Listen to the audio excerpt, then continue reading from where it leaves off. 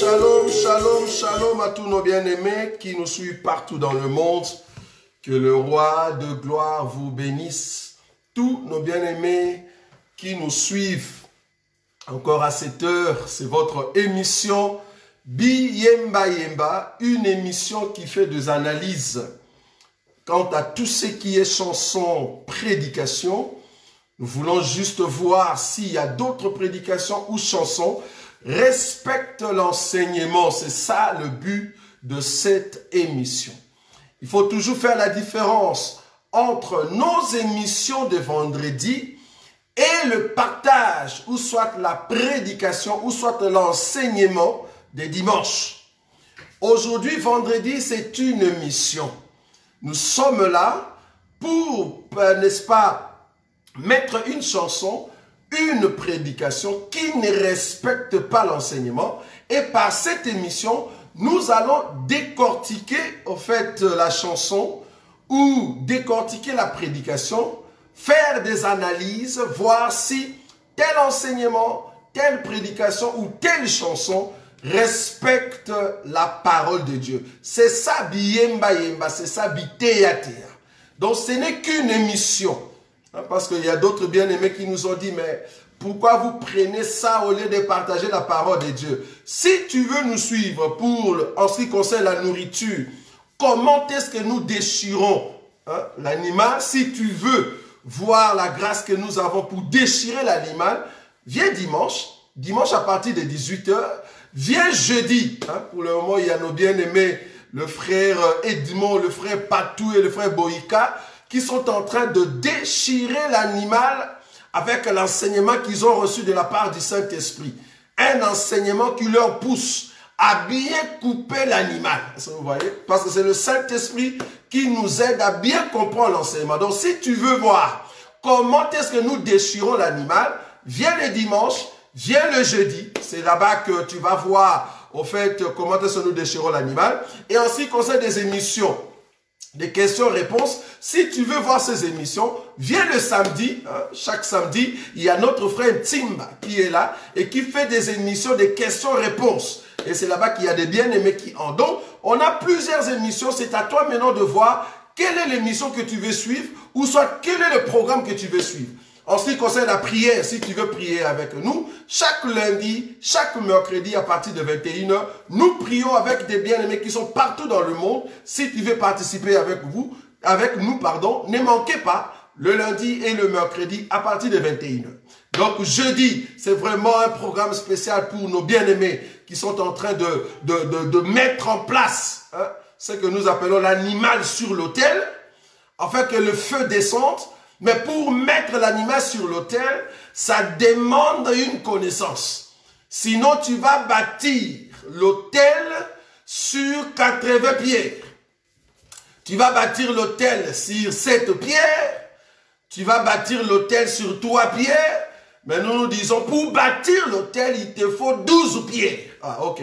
Nous savons comment expliquer les 12 pierres. C'est ce que les bien-aimés Edmond, les bien-aimés Patou, les bien-aimés Boïka sont en train de faire chaque jeudi. Donc des bien-aimés qui ont compris l'enseignement du Saint-Esprit pour donner la nourriture de l'heure, afin que le peuple soit béni. En tout cas, nous bénissons ce frère.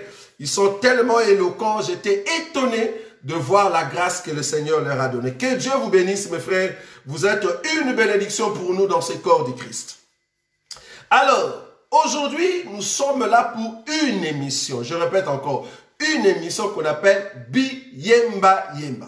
Une émission qui fait des analyses sur une chanson, sur une prédication, sur quelque chose dite chose de Dieu. Voilà. Donc là, maintenant, nous venons dans cette émission essayer de faire l'analyse, décortiquer l'élément si cela respecte la parole de Dieu. Alors aujourd'hui, nous avons une chanson.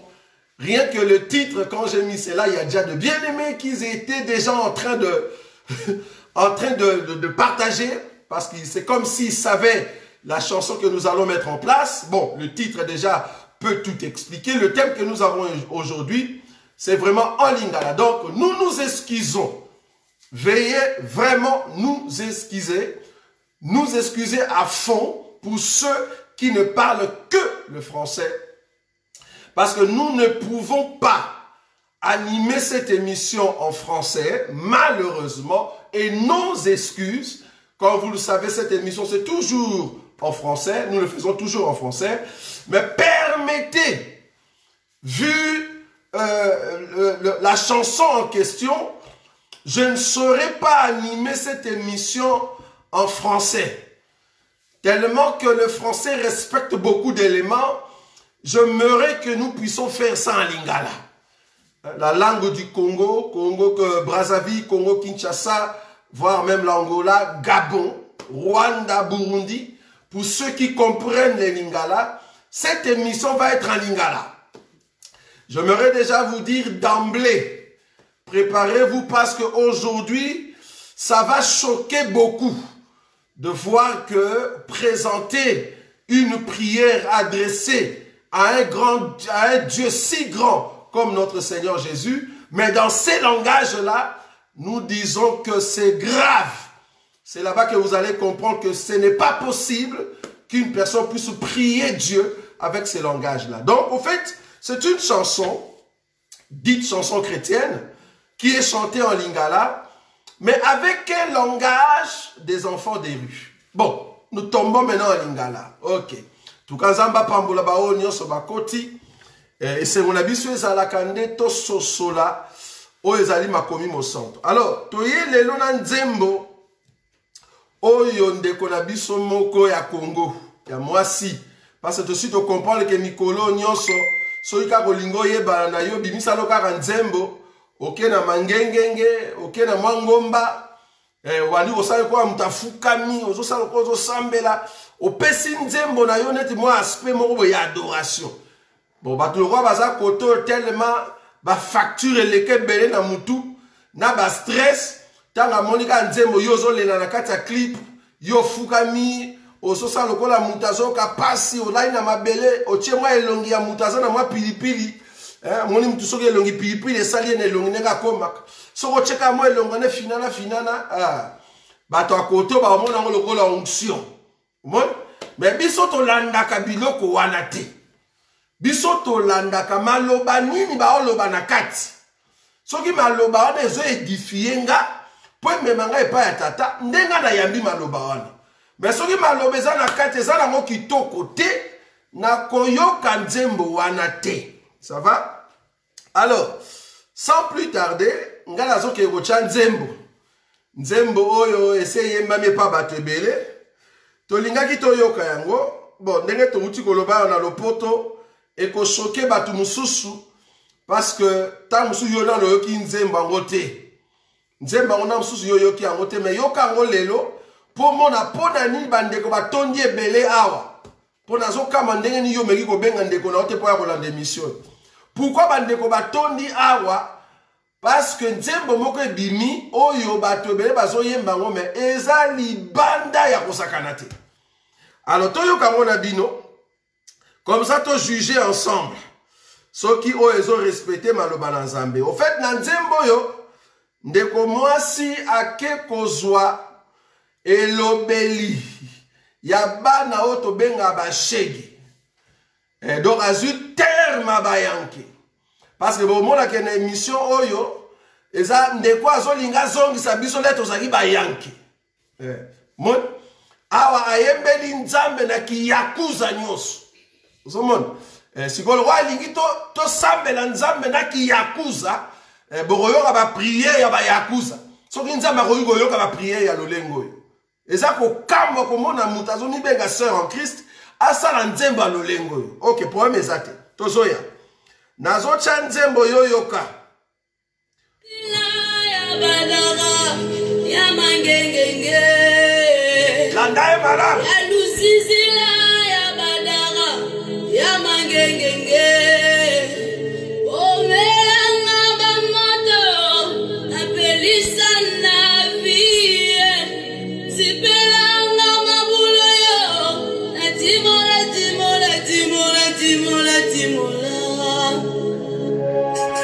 Landae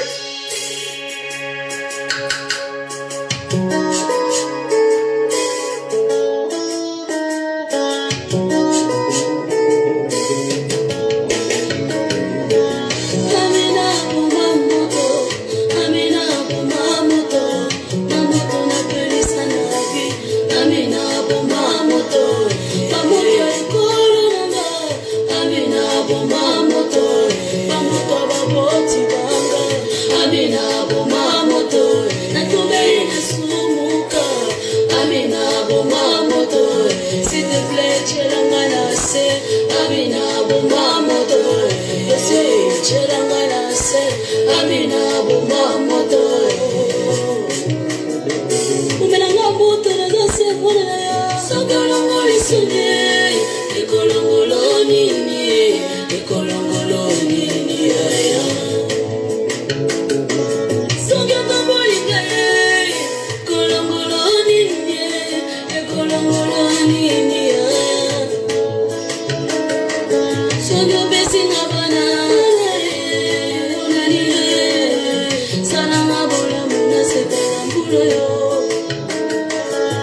Amina bomba moto Amina chiranga na se Amina temporize Amina rigueur Amina s'il te plaît Amina bomba moto Amina yo peti na yo Amina bomba moto Amina yo leki na yo Amina moninga na yo na yo lokola Lazaro Amina moninga na yo Amina bomba moto Amina sipabatu Amina attention yo esengi yo chamaloba Amina solo la bien Amina yo petit na yo Amina solo la bien Amina yo petit na yo Amina ya bomwana Amina ya kotime Amina ya kokola Amina ya bukakaranga Amina temporize Amina rigarete Amina na sengi bolamu Amina na sengi loboko Amina na livre mes souvenirs Amina kubusa na ngateo Amina baboti nanga Amina libota nanga Amina Amina ye Amina Amina bomba moto Ay Amina bomba moto Amina bomba moto Amoto na beleza na vie Amina chama loba Togezana ngangu na ngate Amina na kotinda ko Amina besibi mabanga Amina etikali muke Amina prolongation Amina bia suka Amina manja suka Togezalite bila kotinda ko Amina Amina Kaye binga Amina na nuka kayo Amina sobe onere Amina na biga na mabeka Unokona kombo na Yesu Amina sobe onere Amina Amina Amina s'il te plaît Amina na singi bula kwe Amina na ngai Amina nsamba kalama Amina ya bomwana Amina ya koleka leka Amina selanga na sela Amina changa maboko Amina bomba moto Amina na dosyo esengi silole loba Amina likakoyo esengi banjelu bekita Amina changa maboko Amina bomba moto Amina changa maboko Amina bomba moto Tikalula ya kufungwa Tikalula ya kufungwa Mola mula Yesu ezali polele Makambo ya molimo ezali sekite Atana soyi bisbe kofungwama Atana mai mabe kosila Salama mula muna simba yaya Mula yo na tatola yo Zamba bombo zamba bazambia Zamba bombo zamba badefi Zamba na zamba mupanga Yesu nanga linga kadefi Unana zalo kubetela yo Yesu masia zamba badefi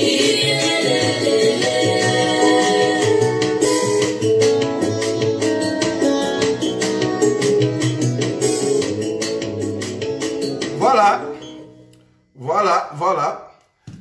Donc, eza nzembo oyo bouti goyoka. Parce que tolinga to tcha nzembo po yo muto zali kuno zolanda biso oyoka. Avana banda pona bato bayaka walobi me yango yo ba émission salaka est-ce que benga ki bango. D'abord nazolingo sa différence ya écriture wana. Écriture ya Matthieu 18. Salaka bien différence, talaka bien écriture. Écriture le barande si ton frère. Et donc faut aller nos frères nanga pour écriture ana sa elango. C'est très important. Donc on le retara écriture boeto yo bambi non. Tanga écriture bien si ton frère. Ça va? Donc il faut mutoa zana nos frères nanga pour na sa ela Matthieu wana. Mais so aza frère nanga taye na média yemoko. Ache to ça elango analyse.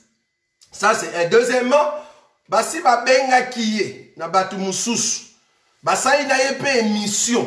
Ba poser peu ba question sur ma kamebele to lobela awa mais à garder position na ye po na ye ezali que amata ki ngomba ya mangengenge ake ko sambela na tawana zo sambela nde inspiration wana ye lié inspiration ye lié abana ko sambela nzambe na langage ya bashegi to beta ngo set langage ya bashegi donc na nzembo d'abord azobenga Yesu na kombo ya Amina. Tosi to pupola ki kombo yo. Tolobi Amina ya kombo ya Yesu te. Déjà le osa nzembo, nzembo mobimba, ozoemba Amina, Amina non. E ya kombo ya Yesu te. Nazo ya wana. Et puis na kata nzembo na labi Amina boma moto. Moto na pelisa na vie. Dans na langage aba yakuza. Dans le langage de Yaya, tant on a vu master boma moto, donc lembisa. Vous comprenez? Donc il y a aussi ce qu'on a nzambe, nzamba lembisa. Pourquoi nzamba lembisa? Donc pourquoi nzamba lembisa? Parce que il y a appelé ça ba moto trop. En d'autres termes, asumuga mingi. Ça va? Asumuka masumu ya libota na ye. Si vous avez un nzembo ya repentance. Si vous avez ya repentance, Saint-Esprit, le rôle ya bango, azara yanke ya rosakanate. Ya bango azara yanke, a mené si qu'on a inspiration bayaya. Parce qu'il faut comprendre, yemora lobby, parce que na salara jamais mission sur na landi mutute. Yemora lobby ke akola na bandal. À part bandal, a qui okene si qu'on a qui sensu. Parce que tu as une question, le langage est école en Guapi. D'autant que Amina Boma Moto, et ça on dira que Amina Lembisa. Lembisa langa na kota ba masumu. Omoni? Na sala ki ma masumu a trop, ba moto na pelisa. Lembe donc limbisa ngai. Osomone, c'est ça le langage. Tant que ba yako ba mabulu na timola. Donc aso sa prière et à repentance. Mais dans le langage à Bayaya, déplace to zoya. Premier ali a prière ou anate.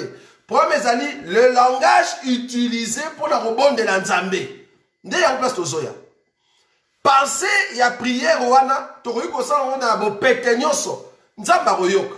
Mais le langage n'est to utilisé. On de quoi utiliser ya ngote.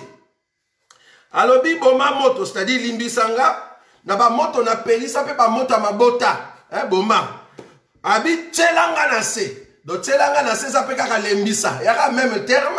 Tselanga na se ça du genre un peu que moni ko zwanga na rigueur te. Ko zwanga te na ndenge moko ya kanda so kindenge nini. Master no kakati.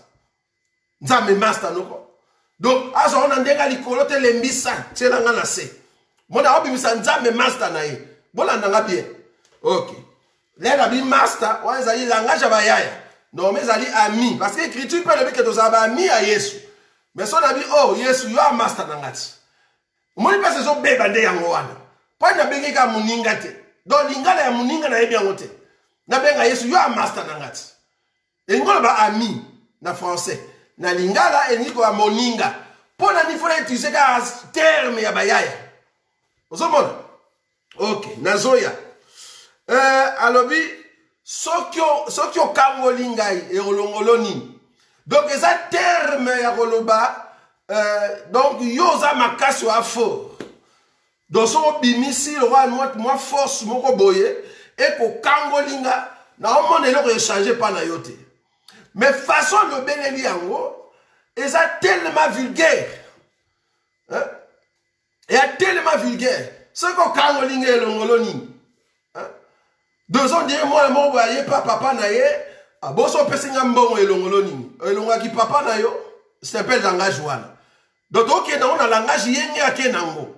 C'est pas que tout ça sous le monde wana. Mais le roi y a une raison de sa biso kuna. Toi, mais maye kuna. Pas comprendre que nenga yemba yemi ma be makasi. Donc, yon zambe nengo zan. So, par exemple, au pambolinga. Et l'ongoloni. Et c'est qui bon zambe, non? Et na osambe, hein? Wana osambe. Et qui bon zambe, non? Et l'ongoloni. Façon, y a so sambe de yengwana. Abi amina temporisé. Donc, on dirait nzambe quelque part. Makamangwe oumeli. Ce que zoya réponse et zoya kakate. À son côté, toujours comme ça, nzambe temporisé. Tiens, assez. Hein? Donc, bas la terre, on te benga la terre, monsieur, bas la terre. À ce sens, nzambe bas la terre. Il y a un azolo. Aya le rigueur te. Donc, il y a un mot kaka, même terme, mais à ce changer kaka. Rigueur te. Mais place aya le aminanga petit na yo.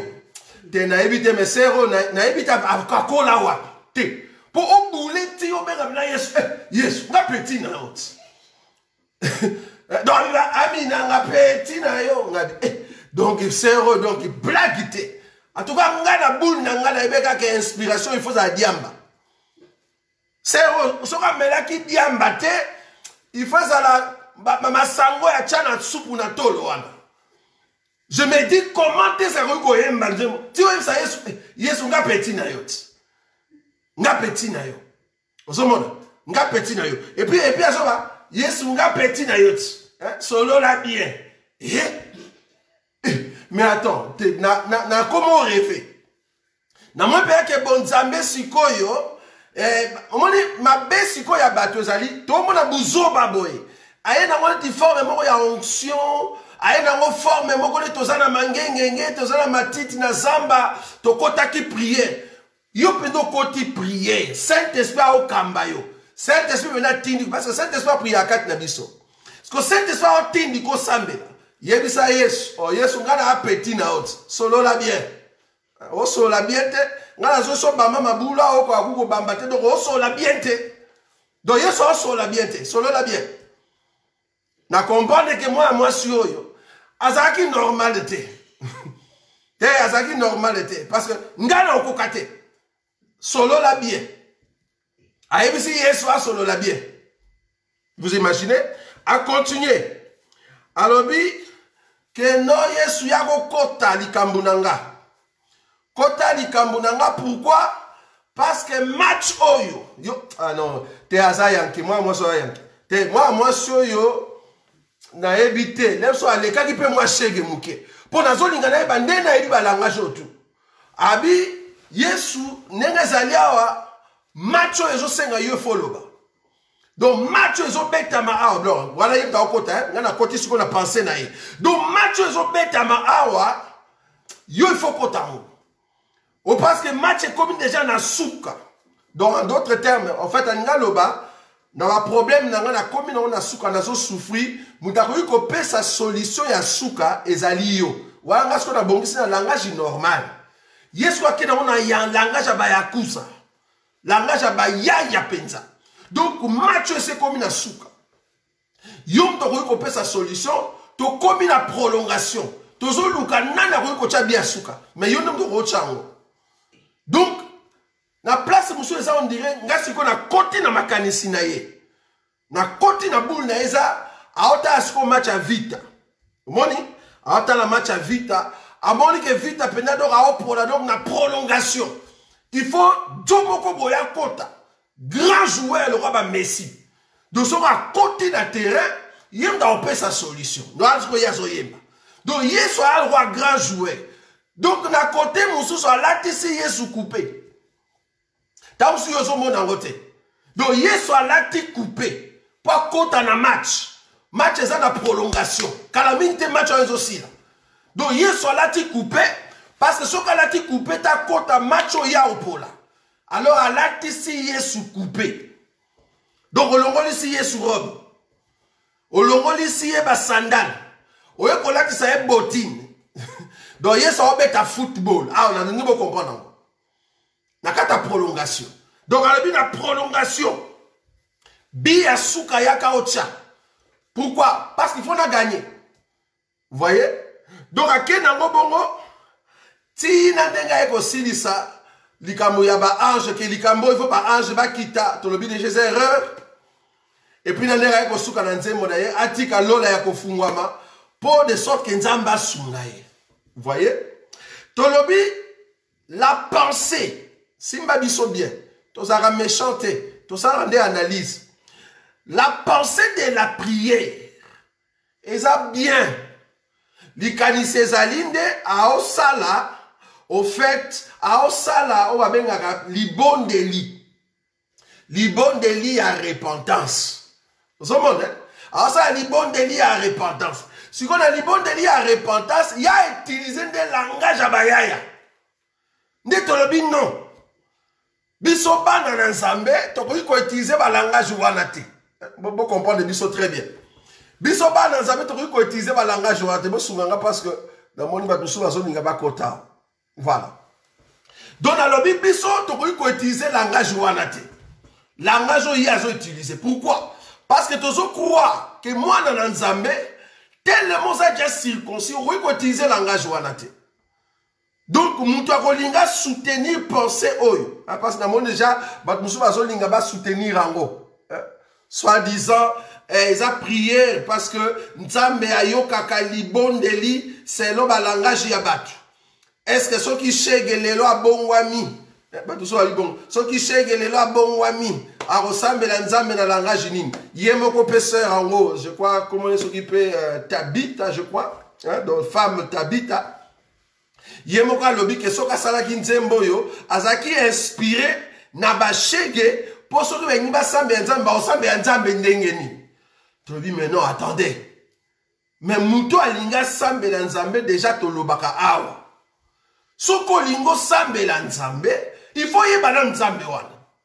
Yo sambe nzambe ndi soko yebi ete.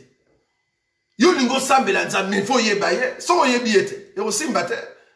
Donc yo lingo sa nzembo c'est le boule ya bashege faki kutotika noka ashega salango comme ça tout le monde appelle que ashego ameli diamba moni parce que muto ameli diamba osambe ya balolengo yo ozomona façon yo memeli biso ah na oloba ndenge na oloba ndeko ngwa mwasi soka olanda biso façon yo memeli biso eza on dirait osali nzembo pona catégorie ya batu moko songolo eza on dirait nga na ye awa na ye kote ya bino parce que na ozonga likamba kombo ya mina eza ndire ngai ya ye awa na esko kote ya bino mais na ye na langage ya bayaya ça va na ye na langage ya bayaya na simi par exemple écriture ya esika balobi bayekoli bayaki baotuna Yesu landanga bien baotuna Yesu lakisa biso nde tokoki kosambela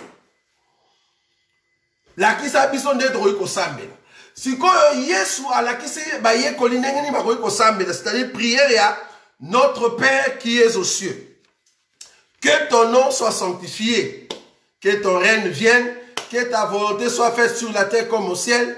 Donne-nous aujourd'hui notre pain quotidien, pardonne nos offenses comme nous pardonnons aussi à ceux qui nous ont offensés. Délivre-nous du mal, ne nous soumets pas à la tentation, mais délivre-nous du mal. Car c'est à toi qu'appartiennent le règne, la puissance et la gloire au siècle des siècles. Amen. Wana na français. Bata lingala pe bacha yango na lingala ya bien. Siko faso yo ke na weza on diro so bisa biso, shege soka ye na bonzambe. Balobi na shega sambela. Lokola ye aza ona diamba na mutu.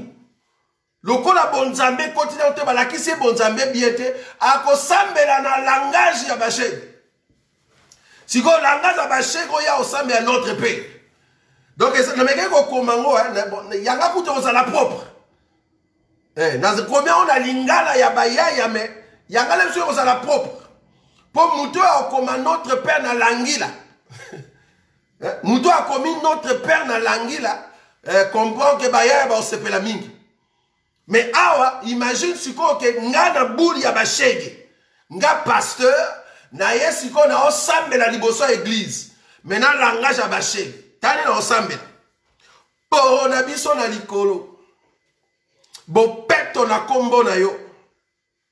Bo konzi na yo e Venezuela. Oyo elingi yo nde e salama na sepe likolo. Vie Damas ya mokolo mokonde ba petit ba osenga kwa. Pona ba meba yo limbisa ba petit na yo. Talaka ndenge biso to limbisa bana mai kwa.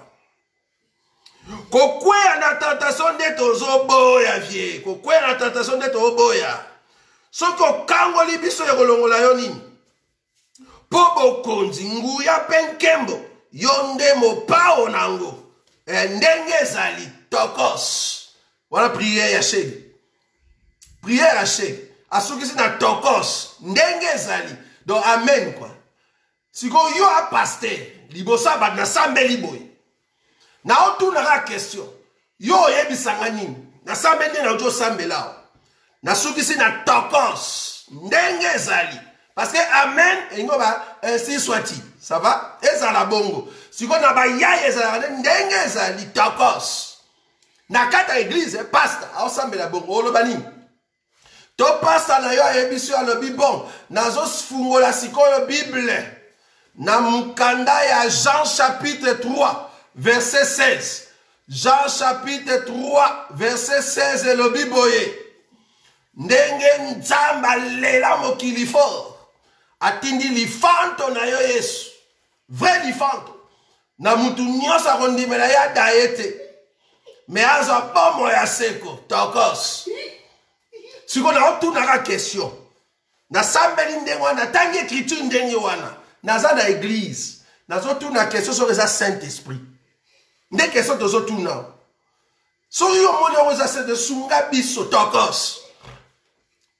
Ya monde za langage siko ya bayaya. Gasko na sambela ndenge so yo sepela. Parce que ça ndenge bayaya. Parce que yo bi le shege akoiko sambela ndenge. Biso lobi non. Mutu nyonso ayekati na Yesu. La première chose Yesu asalaka akosukola yo. Abomi mutu akala.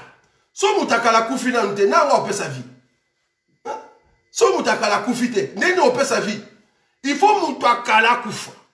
So mutu akala kufi awando zibomoy. Yo mutu akala na kufi te. T'as l'écriture. Déjà kombo ya Amina. Bato ebele ba osa l'erreur. Parce que nabino boya ko bimisa nzembo après. Tolobi kombo ya Amina eza kombo ya Nzambe te. Toboyi. Kombo ya Amina eza kombo ya Nzambe te. Pourquoi? Apocalypse. Apocalypse natangi. Apocalypse chapitre 2. Parce que bokena kozwa c'est là. Bokena kozwa écriture awa. Alors nazu écriture en là. Apocalypse chapitre nango 2. Apocalypse chapitre 2. Nazu verset 1er. Apocalypse 2 verset 1er. Balobi boy. Apocalypse chapitre 2 verset 1er. Écrit à l'ange de l'église d'Éphèse. Voici ce que dit celui qui tient le 7 étoiles dans sa main droite, c'est lui qui marche au milieu de 7 chandeliers. Je connais, et puis ainsi de suite. Donc c'est lui qui tient, Yewanda Lobi, je connais. Ok, n'a sauté. N'a vu verset 8. Verset 8, voilà la première église. Écrit à l'ange de l'église de Smyrne. Voici ce que dit le premier et le dernier. C'est lui qui était mort et qui est revenu à la vie. Le premier et le dernier. Oh, yo le premier et le dernier. Le premier et le dernier. Yakope Sanga Libala.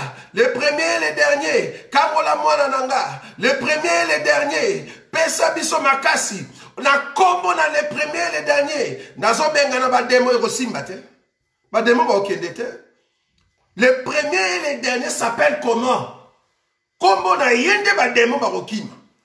Et non pas comme les premiers et les derniers. Pourquoi dans un signe d'écriture, on comprend, on passe, on remonte que Amen. Et ça, dans ma circonstance. Dans une écriture, dans une verset 12. Dans le verset 12.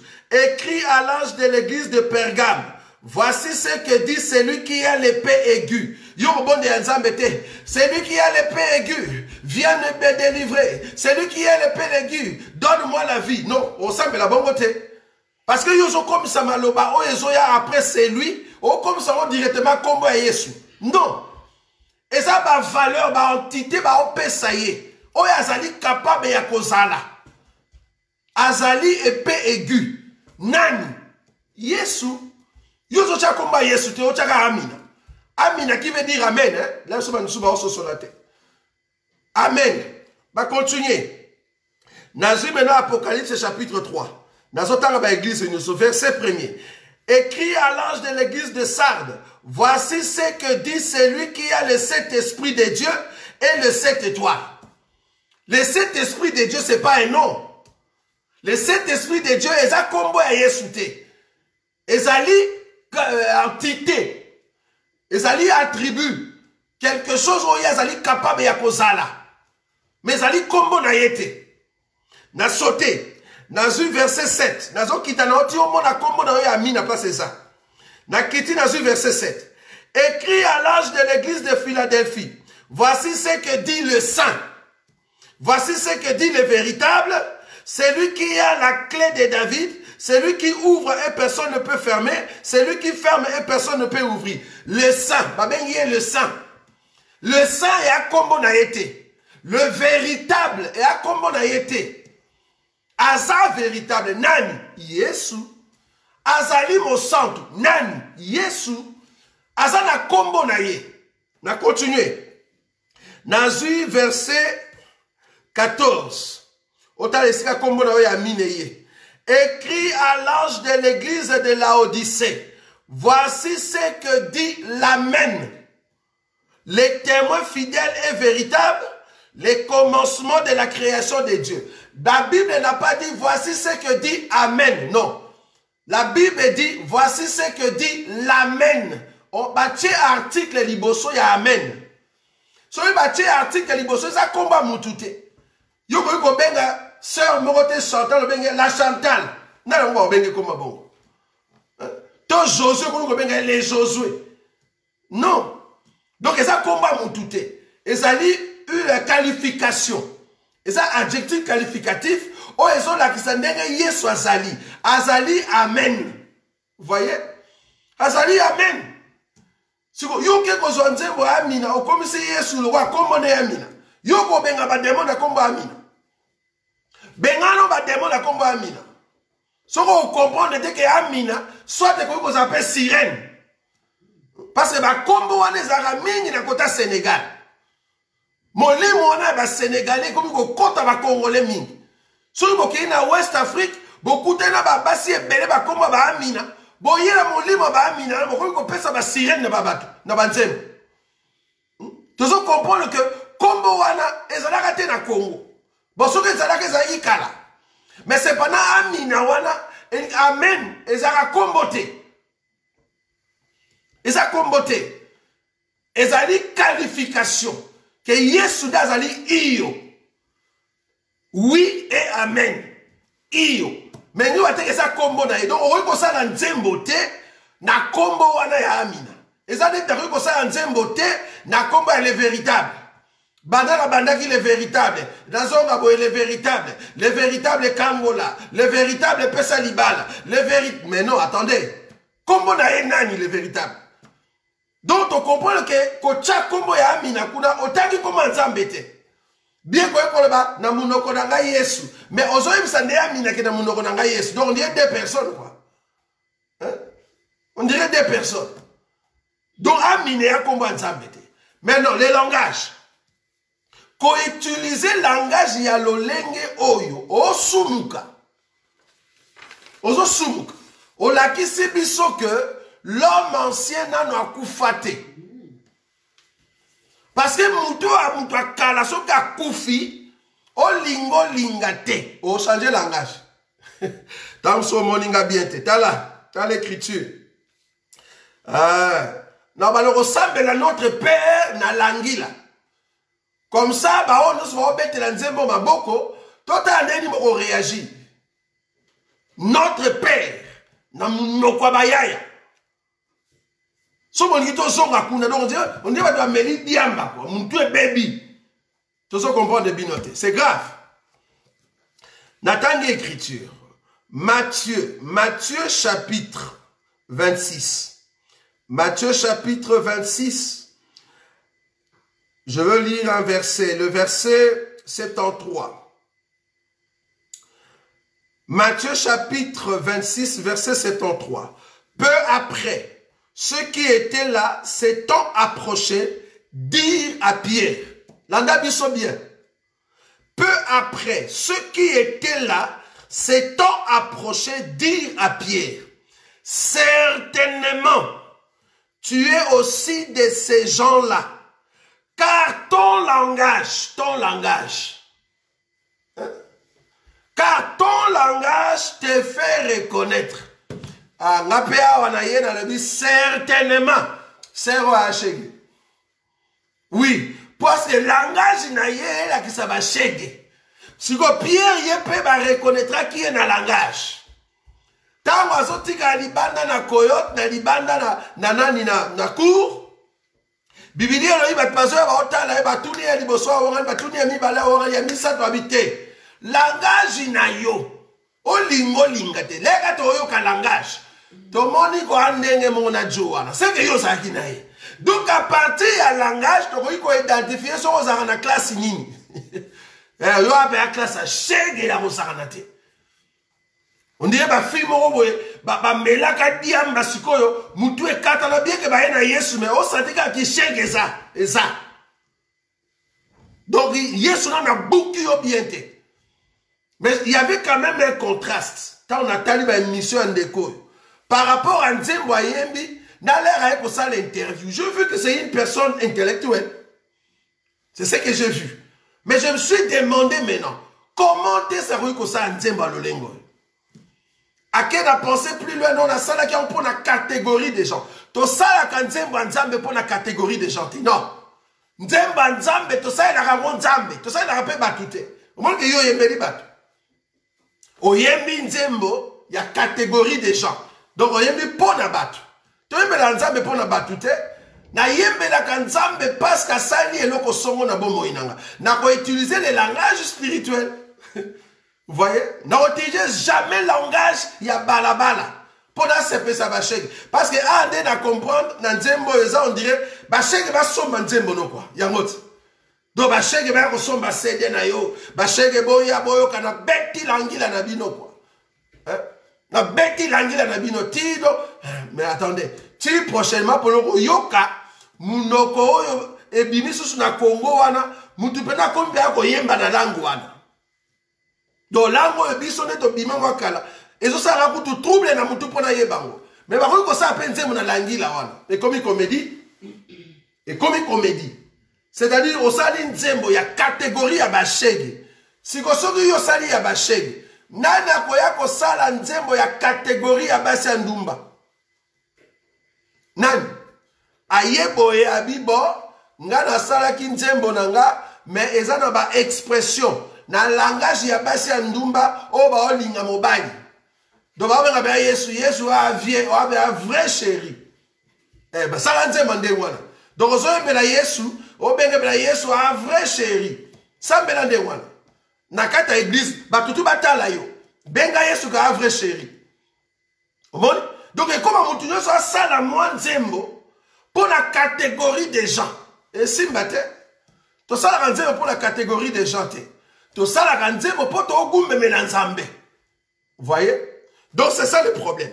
Donc, il y a l'accès à l'écriture que Pierre, bazo reconnaître yé na langage. Langage na yé. Et ça, langage ya bana na nzambe. D'autant que baotale babi akoka ni na Yesu. Ah, ok. Donc, tu as d'accord que le langage nyoso to ko utiliser, il faut to kokana na Yesu. Pour benga biso que yo na yebo kokana. Mais yo langage utilisé simbité. Langage oyo utilisé façon no ya kolobela. Ya kolela nzambe ya koyemba et kokani na langage ya Pierre te. Et kokani te. Dans une deuxième écriture. Dans une deuxième écriture, 1 Corinthiens.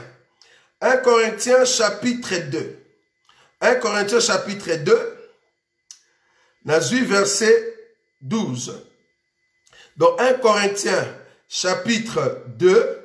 Dans une verset 12. La Bible dit ceci. 1 Corinthiens chapitre 2, verset 12. Or nous n'avons pas reçu l'esprit du monde, mais l'esprit qui vient de Dieu, afin que nous connaissions les choses que Dieu nous a données par sa grâce. Verset 13.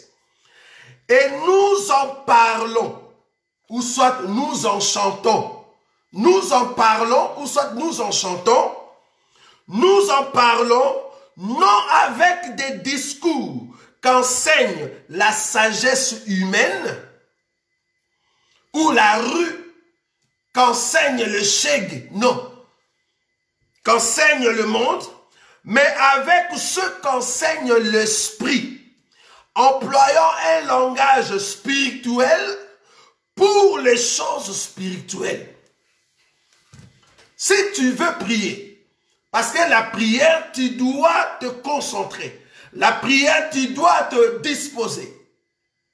Si vous allez disposer que la prière, tu vas prier par le Saint-Esprit. Parce que tu suis de l'obangwa, nzamba yo kakalibon delia mutute. Nzambe ayoka kalibon delia mutute. La seule prière on nzamba yoka, ezaka kalibon delia mwana nae. Donc si vous avez un mwana te, ko sambela te. Il faut un mwana pour nzamba yoka libon deli na yo. Si ko mwana waye kati na yo, ao sambela oh poro na biso na likolo. Ata yo moko. Ata yo moko. Ata yo moko. Omoni tentation de to boya. Tentation de to boya. Yo avie na biso biso doit avoir petit na yo. Yesu akosambela pena ndengo epa nzambe. Asa dirige yem dazali nzambe kati na biso. Siko tongi to sambela papa. To tombo na mungongo epa ya nkolo. Yesu akosambela ndenge wana. Ata yo moko. Na iti so bozumo na ndenge ni. E a soni. Sabla ndeko ayokisi ba Kristu soni. Na kamo ke batebe ba obetele maboko. Eza soni koyoka banzembo ya boy. Donc azo yem sabiso ke ba shege tamba yaka na Yesu ba bongo na kate. Langage la bango change kate. Etika la kaka ndenge wana. Vous voyez? Donc a changé ta bongo amité. Donc l'homme ancien a dirigé toujours. Je vais prendre encore une autre écriture. Peut-être au moment on a bisauté. Je vais prendre cette écriture dans le livre de Romains. Romains chapitre 8. Je vais prendre 2 ou 3 écritures. Romains chapitre 8. La Bible dit ceci, je prends le verset. Le verset 2. En effet, la loi de l'esprit de vie en Jésus-Christ m'a affranchi de la loi du péché et de la mort. Car chose impossible à la loi, parce que la chair la rendait sans force. Dieu a condamné le péché dans la chair, en envoyant à cause du péché son propre fils dans une chair semblable à celle du péché. Et c'est là enfin que la justice de la loi fut accomplie en nous, qui marchons non selon la chair, mais selon l'esprit. Un enfant de Dieu ne marche pas selon le sheg. Un enfant de Dieu ne marche pas selon la vie ancienne. Un enfant de Dieu marche selon le Saint-Esprit. Tu dois être dirigé par le Saint-Esprit. Et c'est très important. Dans une écriture moussous. Parce que jusqu'à présent, na olingana yeba na kacha mutu ya ndeko ya mwasi yo. Et là on y est ko lekaye. Ya on est olingana yeba. Romains chapitre 8. Dans un verset 14. Parce que les olingana yeba nani azo tindika mwana mwasi yo. Romains chapitre 8, verset 14. Car tous ceux qui sont conduits par l'Esprit de Dieu sont fils de Dieu. On continue le verset 15. Et vous n'avez point reçu un esprit de servitude pour être encore dans la crainte, mais vous avez reçu un esprit d'adoption par lequel nous crions Abba Père. Nous crions Abba Père. Paul n'a pas dit je crie. Non, il dit nous crions. C'est-à-dire tous ceux qui sont dirigés par le Saint-Esprit. Comme Dieu nous a adoptés, nous tous, nous devons crier Abba Père. C'est-à-dire c'est nous tous, c'est le corps. Donc quand le Saint-Esprit vient pour nous rappeler tout ce que Jésus a dit, tout ce que Jésus a enseigné, il amène aussi la transformation. Tu ne peux pas rester toujours chez les bien-aimés. Tu ne peux pas rester chez lui. Parce qu'en réalité, tous ceux qui demeurent comme chez lui n'iront pas au ciel. Ils n'iront pas au ciel. Il faut que le chèque soit transformé. Alors que notre sœur, ensemble, tu as chanté comme chèque en Christ. Je ne sais pas si ça existe. Chèque en Christ. Ça c'est grave, soi-disant. Je continue, je prends une dernière écriture 16. L'Esprit lui-même rend témoignage. L'Esprit lui-même rend témoignage à notre esprit que nous sommes enfants de Dieu. Question. Est-ce que cette chanson, est-ce que l'Esprit peut rendre témoignage à nous que toi tu es sœur en Christ? En tout cas, jusqu'à présent, depuis qu'on a commencé, on a la difficulté. Il y a à comprendre qu'il y a sœur en Christ. Ils ont dérangé biso. Pour façon yembeli, ils ont kokanana bisoté. Façon to guma mela kanzambe. Façon to sambe la kanzambe. Oye na lolenge moko ya sika. Bibili ebenga ngo fait étranger. Oye na fait étranger. Prière ya bashege. Tolobino. Nzembo. Yakutu nzembo te. Na omona tande na obenge na nzembo te. Pour nazo tuna to benga oni adoration, azo adorer. To benga oni azo louer. To zo monelo osati. Osa supplication mais na kishege. Nana ko répéter nzembo aboy. Oye bana kata église. Bande konaza na posa koyembela nzambe. Obani bela koyemba. Amina na peti na yo. Amina boma moto na église. To pesi yo pe micro yembi pe nzembo. To benga na yo. Tu comprends que ça diamba na mutu, diamba. O meli diamba, ou bien lobi na ngolo kwa zaki samedi, dimanche to sangani, yo kene ko mela diamba. Yango ko yemba biloko a diamba si na mutute. Parce qu'il faut comprendre que tant to sambe là, c'est par l'esprit Saint-Esprit ko memanga na balanga jote. Tant no kubi ensemble, c'est par l'esprit que je prie. Alors le Saint-Esprit a même ba terme haute. Yesu solo la bien. Yo a respecté, on s'appelle impolitesse au saranate. Yesu solo la bien. Solo la bien na petit nao. Donc on me bien camarade na yo. Donc camarade pena ya école, o e mo ko gazé. Ozo gazé penza. Solo la bien na petit na yo. So kangolinge longoloni. Tango so ananza. Hein? Lembisa boma moto, hein? Temporisé. Tchana seba la terre. Hein? Ozo ko limbisa ngate, tango zo sambe. Ozo sambe la mabe makasi. Tolobi que elokoyo, eza même pas ni bondeli. Eza même pas nzembo ya koyemba. Non, koyemba, laisse on ça comédie. Olingo se ki saba pagano, hein? Oche nzembo, libo kana nzembo to seka. Même ata ba pagano wa okamwa e makasi. Makasi. Et puis, il y a une question. Alors, kobi mananga tu. Te menzamba limbisa mwana mwaso na comprend comment que azalaka pena chege ya solo. Wana émission, c'est-à-dire nzembo c'est le ba tu na nzembo sali sisabi oye ke nzembo peneza na beti libaku na miliki. Yoka terre ma sœur en Christ. Sœur en Christ abi na beti libaku na maya na miliki. Nzembo peneza reza libaku na miliki. Terre ma sœur en Christ. Donc, à l'intérieur, nous va bomber complètement. Il faut que les saints soient bomayo complètement. Et pas que ça, la grave erreur, il y a Roloba dans cette interview, ah non, Moïbi, Koutunega Azana Lola, ba Pierre, Koutibazouan Ngolou Anate, Nzambata la kate parce que Zalaki naye, Talanga Balarote, Nzambata la kate parce que Zalaki naye, mais Moïbi Koutatikane Kozanaye, Soute Mazou Ngolou, Ndetolo Babo, Azana Lola, Tala Foufou, Tala Foufou Azobek, tous autres ba pasteur dans mon bazawapi, pour n'anil ba gangeli était. Normalement, au lieu que puis surtout ça l'émission est boy, fallait que pasteur na à église, oya kambakaye, ale kabuka nzemboy. Normalement, puis surtout tu ko bukango, mais tu ko bukango ça va te sambela na église moko. Ce qui vraiment besoin spirituel, mais bon corriger nzemboy. Pour la niveau zara biso.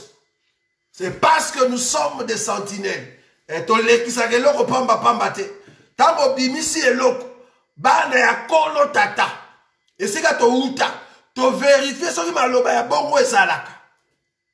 To tali ba ene. Ba to lokola ba Paul, ba Pierre, ba Jacques. To vérifier enseignement na bango. To comprendre que enseignement ton langage a boetika ko salate. To zui ba cede na yo tout to buki. To zui nzembo na yo so to chena pembeni. Do so ito ochango, c'est que bolima ki ngadia de yeli biso na mutu. To likito seka. Tochena biso nzembo tokomiko seka nzembo na yo. Doto kopake nzembo nzambe te, me nzembo bangadiadia, ba melinga diamba na mutu, siko ba nyiba seka ba sakana. Ba komiko sakana esprit nzambe. Et a blasphème. Nzembo eza blasphème. Donc on so na nzambe na ki yanke. To lobi non. Nzamba limbisa mona mwasyo yo. Alimbisa pe batu nyonso bazo penser que tokoki koyeba nzembo yo. Alimbisa pe batu nyonso bazo kanisa ke shege. Ce qui a bongwani a garder toujours le langage à bachegi. Tolobi non. Moi c'est Ndumba. Ce qui a bongwani a garder le langage à basi Ndumba. Non. Ba magicien. Ce qui a bongwani a regarder le langage à ba magicien. Tolobi non. Un franc-maçon. Ce qui a bongwani a regarder le langage à ba franc-maçon. Tolobi non. Pourquoi? Parce que l'homme ancien il faut akoufa pour l'homme nouveau à Botama. Or, l'homme nouveau tango azoya na mupepe uti na munoko nzambe. Or, mupepe uti pa ya nzambe, et le baka langage a ba shegete, et le baka langage a ba sandumbate, et le baka langage a ba framasote, et le baka langage ya mokilite, mais le ba langage du ciel. Batu nyonso ba uta lola, bango nyonso ba lo baka ndenge moko, bazalaka même langage. Tozalaka kana munoko moko, munoko na biso zaka ya lola, façon na biso ya kosambele pa ya tata ezalaka ndenge moko. To change te, soko yebi tata nanga bien, oko reconnaître ye na langage nanga. Façon nanga ya koloba, ya koteya, ato moni ndeko nanga na pembeni, ato moni partout, ato moni edimo, ato moni boika, bandeko na biso nyonso partout na monde, tolobaka ndenge moko. Poto ute pa ya tata, to zonge pa ya tata. To sa ba langage différent.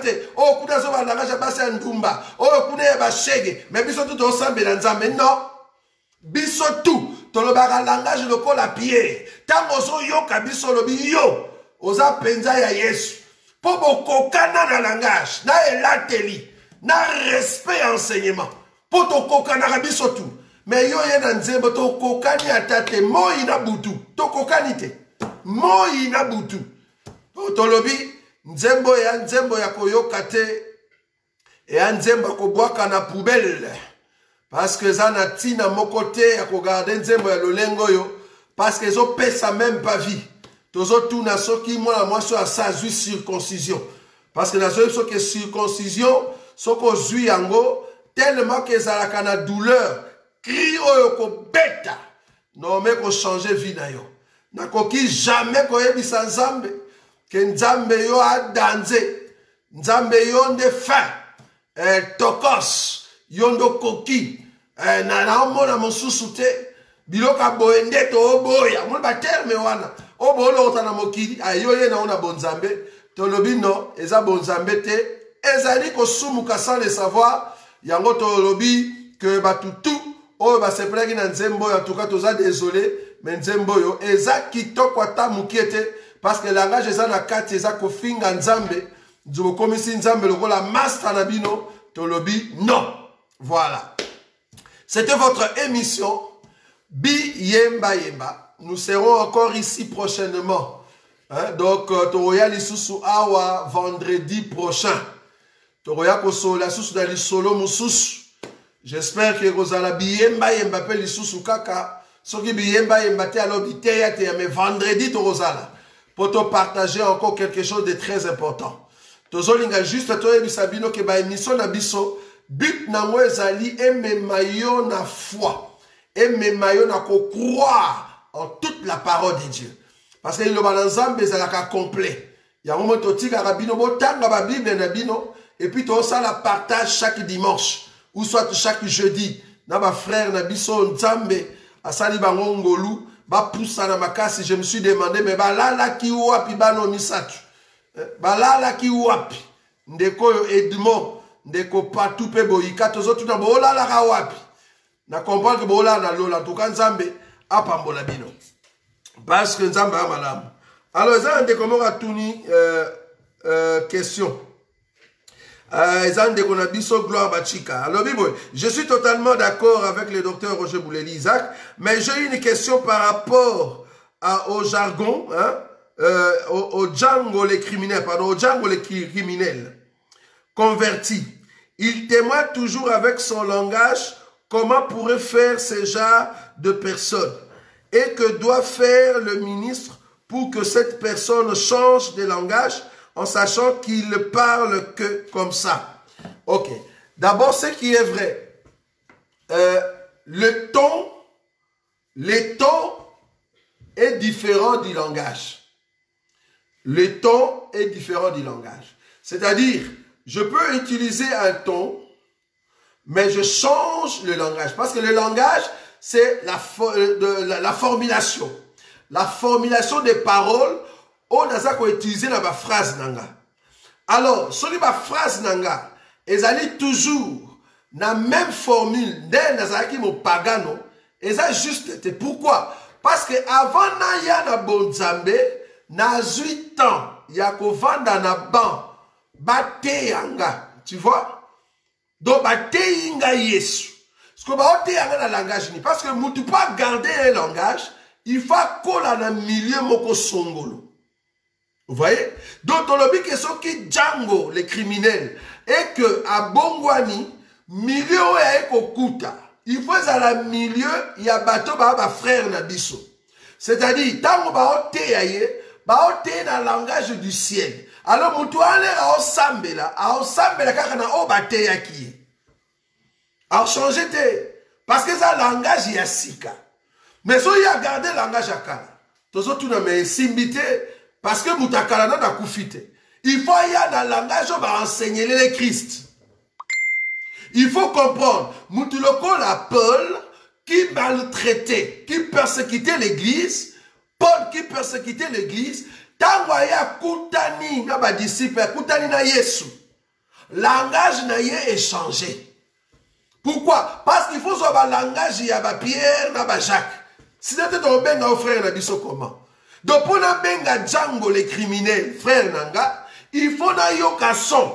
Il faut na yoka langage na biso.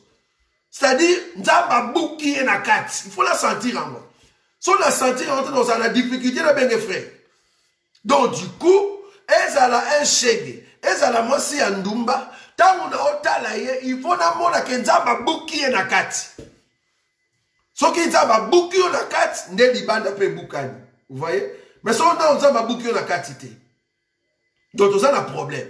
Donc du coup, je ne pense pas que bibliquement parlant, Djamba wana ko yuko za na raison. Que non a garder kaka même langage wa saki na ona mokili. Non, yeko simbate. Vous voyez? C'est-à-dire, au moins, le langage à Mokili, même les États-Unis. Remarquez dans les États-Unis, il y a un langage des rues. Langage où on est très impoli. Donc, il faut répéter à moi, parce que ça impoli. Vous voyez? Langage, on va utiliser en Anzela. Mais, ils un langage normal, dans les États-Unis. Donc, vous avez un mot, deux mots à utiliser, mot bizarre.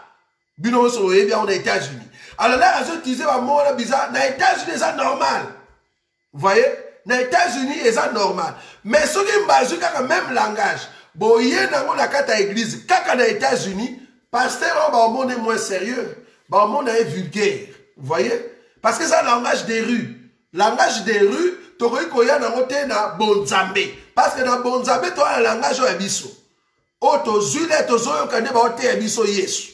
Yangonde na kosambele la nango. Na kosambele na langage ya Djangote. Na kosambele na langage ya Bashegete. To ya États-Unis ya balabala. Non. Na kosambele na langage o batei ngai Yesu. O langage on fait un langage net ya Pierre, langage ya Paul, langage ya Jacques, langage ya Yesu par le Saint-Esprit. Vous voyez? Donc voilà un peu ce que nous pouvions dire. En tout cas, que Dieu vous bénisse. Tokutani en tout cas prochainement, ma programme de Bisso, ils ont dit que demain samedi, si tout va bien, notre frère Timba, je crois, la question-réponse. Donc, dimanche, à partir de 18h, tu continues l'enseignement de Bisso de l'homme, de l'animal à l'homme spirituel.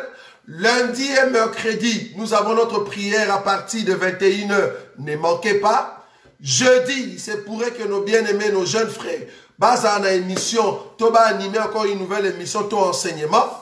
Donc, tout ça, tu vas et puis, vendredi prochain, tu vas avec notre enseignement, notre émission, Biyemba Yembato Biteyatea.